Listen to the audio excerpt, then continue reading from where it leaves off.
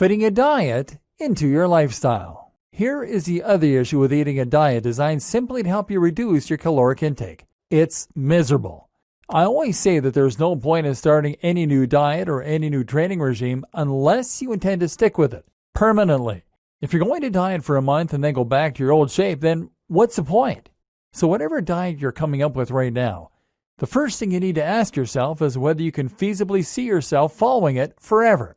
This is the problem with intermittent fasting diets, and it's a problem with calorie counting. Sure, you can stomach the idea of scanning all your food for a few days, weeks, or even months. But are you really going to be doing this when you're 80? If not, it is not sustainable. And what's the point of going to such effort to count everything you eat when we've already seen that the numbers are really just a guess at best? For most people, this will be an effective tool until it becomes dull and they give up because they're too tired and stressed to stick with it. For others, it might never work, owing to other biological factors that prevent them from getting the most from it. Cast your mind back to the notion of your body going through cycles between anabolic and catabolic. Now ask yourself, what have you been doing all day at work? You've been stressed, likely getting into arguments, working to deadlines, and struggling with difficult clients. At the same time, you've been staring into a screen which is a very bright source of artificial light. What does all this mean? It means you're very much in fight or flight. You're very much catabolic. And so when you get home, of course your body is going to revert to anabolic. Not only that, but your blood sugar is likely incredibly low, and you need something to cheer you up, something that will release some serotonin. You need to swing the pendulum back to the anabolic, rest and digest state. And now you're telling me that you're going to eat fish because it has the right number of calories? The good news is that there is a better way. The other factors overlooked by diets.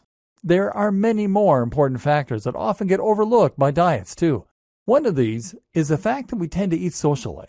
That is to say that we will often eat something because we're with our partners, our families, or our friends.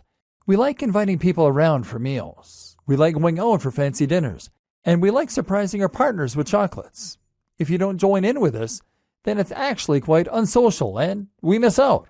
Again, with all those hormones screaming at you to get some sugar, and now the social pressure of eating out, are you really ordering that salad forever? And yes, there is a simple matter of time and energy. Tracking all your calories takes time and energy, as we've discussed. Those are both factors that are already at a premium. Can you really motivate yourself to count all the calories in that home-cooked meal every day?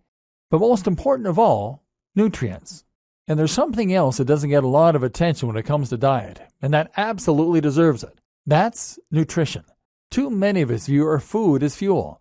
This is something that the calorie counting approach is very guilty of doing.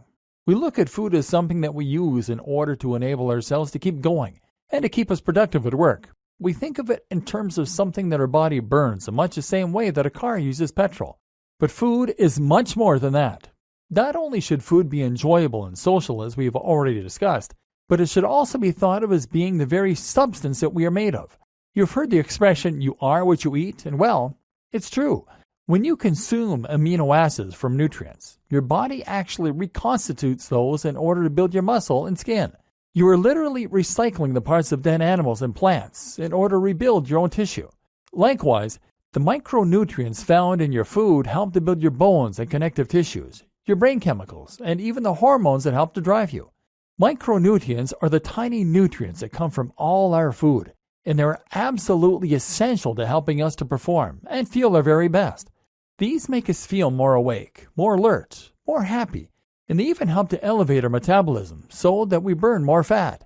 If you're feeling depressed, weak, sluggish, and slow, then there's a good chance that it is actually because you have a deficiency in some kind of essential nutrient.